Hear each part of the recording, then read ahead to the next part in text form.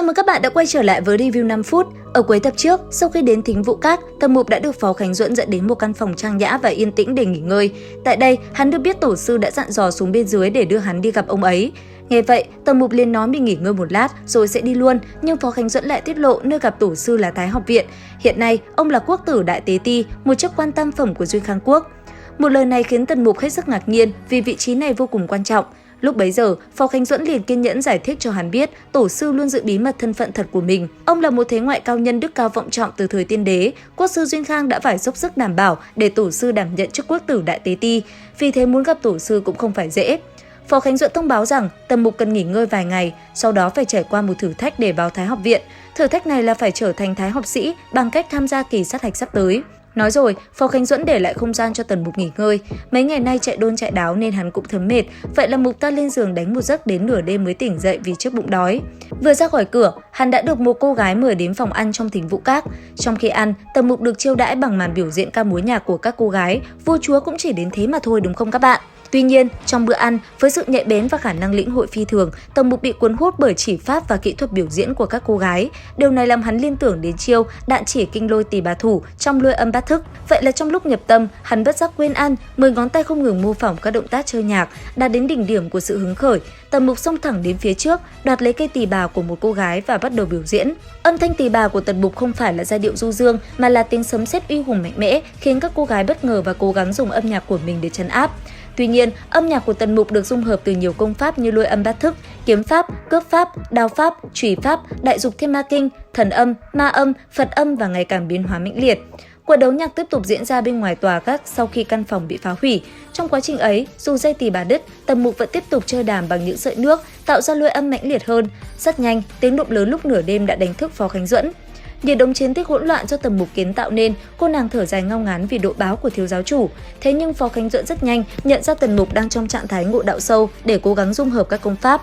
Vậy là cô nàng quyết định giúp đỡ hắn bằng cách chơi tỳ bà, dẫn dắt và tạo áp lực. Dưới sự hướng dẫn và áp lực của Phó Khánh Duẫn, Tầm Mục tiến bộ nhanh chóng và thành công phá bích, đạt đến cảnh giới ngũ diệu thần tàng.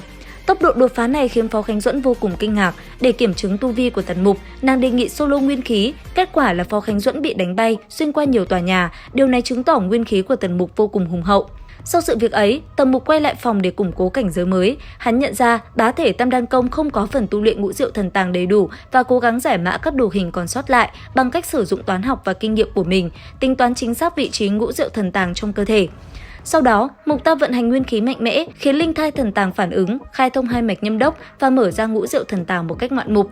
Tuy nhiên, khi ý thức Tần Mục cố gắng tiến sâu vào ngũ diệu thần tàng, các năng lượng từ 5 ngôi sao kim, mộc, thủy, hỏa, thổ tương tác hỗn loạn, gây ra một vụ nổ lớn khiến hắn ngất xỉu. Tỉnh dậy với cơn đau đầu dữ dội, Phó Khánh Duẫn tuyên bố hắn bị tẩu hỏa nhập ma nên không thể kịp tham gia kỳ sát hạch vào Thái Học Viện trong 3 ngày tới. Nghe vậy, Tần Mục tỏ ra bình tĩnh, hắn tự bắt bệnh và hướng dẫn cách chế thuốc, khiến Phó Khánh Duẫn và các cô gái khác vô cùng thất kinh vì kiến thức y thuật sâu rộng của thiếu giáo chủ. Sau khi uống thuốc, Tần Mục nhanh chóng hồi phục, nhận thấy tài năng y thuật đỉnh của chóp này, các cô gái trong thính Vũ Các bắt đầu xếp hàng nhờ hắn khám bệnh, chủ yếu là các bệnh phụ khoa.